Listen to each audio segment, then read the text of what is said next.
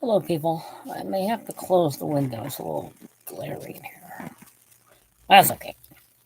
We'll figure it out, right? The sun is out. But whatever. Let me close it a little bit. Oh, that's a little better. That's a little better. Well, this will be lecture number 2 on creative writing. What is creative writing? On characters. This is part 1. It'll be, again, this will be short because I know that people don't really want to watch long ones, and I don't want to really make them long. So on characters, as what makes a good character? How do you define it? How do you write them? When is a character not as good as you think they are? Or when are they? Characters are hard to write. I mean, good ones are hard to write. You can create any person in a story.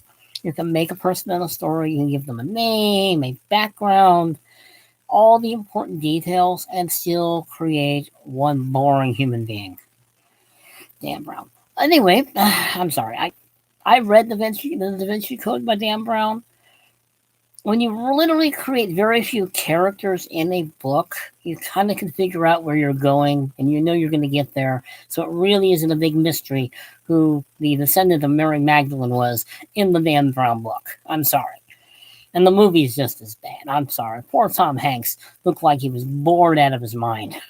Like, I get done with this film. I didn't find any of the characters interesting. Well, this is about characters. I found the book boring. I'm sorry. I read it. I've read the same thing in another book 20, 30 odd years ago. Holy Blood, Holy Grail. Same book. Dan Brown just turned it into fiction, and the other one was nonfiction. But characters are hard to write. They're hard to create that they're believable. And believe me, I've written enough short stories to know that a lot of my characters are probably one-dimensional. Not all of them, I hope. But writing a fully fleshed out, three-dimensional human being is difficult because in a lot of ways you have limitations on the story. Because if it's going to be a short story, you really don't want to make it so long that it becomes a novel. And I've also written novels with boring characters. So, I mean, as much as The Man Who Would Be King by Robert Kipling is my favorite short story of all time, it's not a character study, really. It's an adventure story. There is no real in-depth study of P.G. and Carnahan and Davitt and all the other characters. They're stock characters. They're almost stereotypical characters. They're interesting. It's my favorite short story. I like Kipling. Always have. One of the few, probably from my younger days, I still like as a story writer.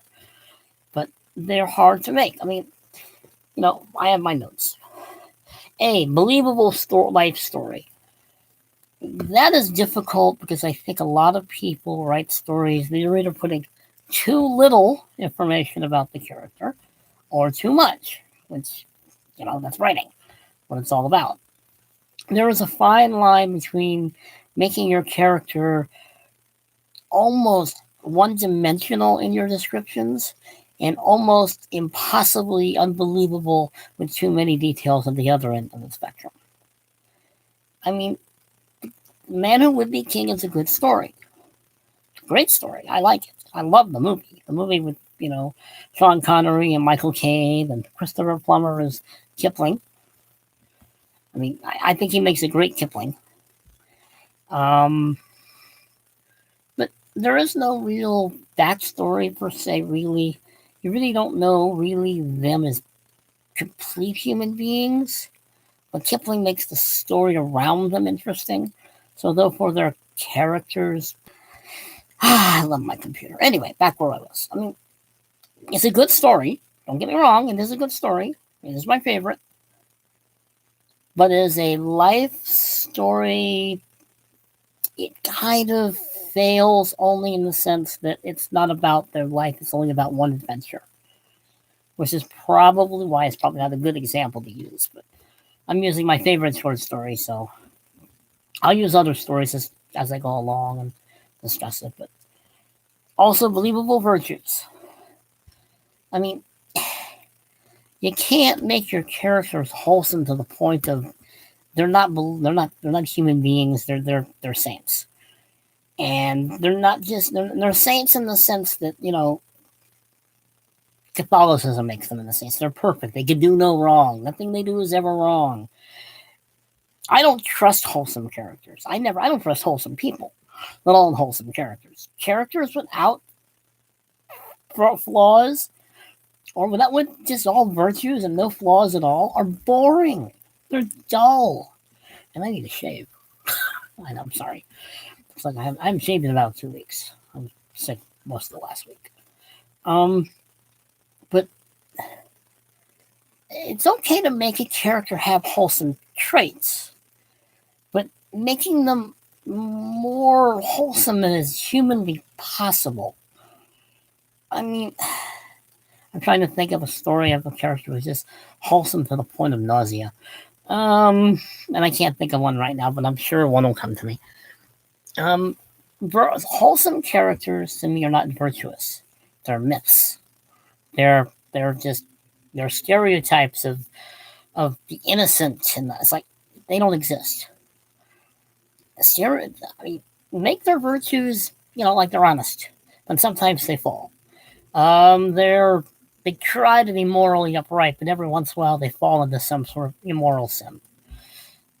To me, those not ruin the virtues, but they do show the struggle of the character with those virtues that they're trying to maintain. Making a character who's all virtuous is like, oh, that's just boring. Nobody can relate. That's the best way to put it in this day and age. Nobody can relate to someone who's constantly virtuous. I mean, I keep thinking of Superman, because Superman is always viewed in the comics as this virtuous, he just is. But yeah, I've never been a Superman fan. I think you might be the wrong example. I have never gotten into the Superman thing because I think that's why. It's why I have a problem. I shouldn't say a problem. Why the Christopher Reeve Superman movies have always bugged me. He's virtuous to the point of annoying. Nobody is that virtuous. The later Superman movies where he's moody and temperamental and has bad days and, looks like he would like to slam his fist through your skull, and he could. That's the Superman I understand. That's a Superman who has virtues but struggles with his vices. That's my third thing on my list anyways, believable vices. The Batman, Batman. Batman is all vices, that's all he is. But Superman, I'm going to use him because he's a good example in the two types of movies. I forget. James Clavell? James Clavell is the author of the Shogun novel. Why am I forgetting the guy's name? He does the Superman movies now. Or used to until, well, anyway. The Christopher Reeve Superman is wholesome to the point of just, he's not believable as a character. He's a nice guy, but so I like the Superman they made of Lacy because he's moody. He's temperamental. He has bad days. The Christopher Reeve Superman does not have bad days. He has inconveniences, but he doesn't have bad days. The Superman movies of Superman Returns and Man of Steel and Superman vs. Batman and Dawn of Justice Superman. This is a Superman you don't want to piss off. He has vices. He gets annoyed. And I like that. I don't like characters who are virtuous to the point of vomiting because they're not realistic. Nobody is a saint. A saint without sins is a robot. It's not a real character. Give me vices. I prefer my heroes be flawed. That's what I've always told people. I like my heroes to be flawed. I like my heroes like Teddy Roosevelt, who had his moments of greatness and also had his moments of failure.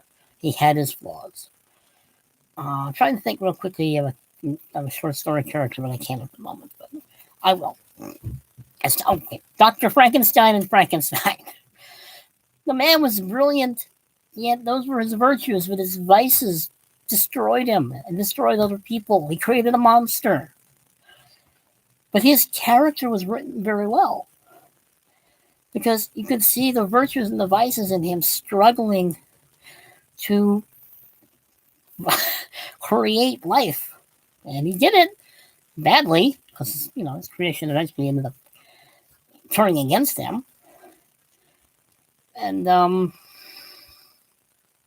and also on my, I'm done virtues and vices. Let's just stick to that for the moment. Dr. Jekyll and Mr. Hyde, my favorite horror novel, and it's my favorite horror novel. Dr. Jekyll and Mr. Hyde will always be my favorite, because it's psychology. I think that's what I'm trying to say. Psychology in a character is important. He has to have virtues and vices. He cannot have one more than the other. There has to be a conflict. Dr. Jekyll and Mr. Hyde is definitely a conflict between two virtues and vices, good and evil. If there were ever a battle between good and evil and virtue and vices, that's it. I love the novel. Is it perfectly written? No. But it is very well written. I love it. I think it's an excellent book on the psychology of virtue and vices. I think it's a good book, a good analyzation of the struggle and the struggle to master one or the other, to try to separate ourselves from one or the other. It's written well. Robert Louis Stevenson is one of those people who I read as a kid. I preferred that over Treasure Island, believe it or not. I didn't want adventure. I wanted psychological something or other. Ouch, sorry. I mean, Dr. Jekyll and Mr. Hyde is an excellent book, excellent novel, if it is short, on the virtues and vices that a character needs to have to be, multidimensional.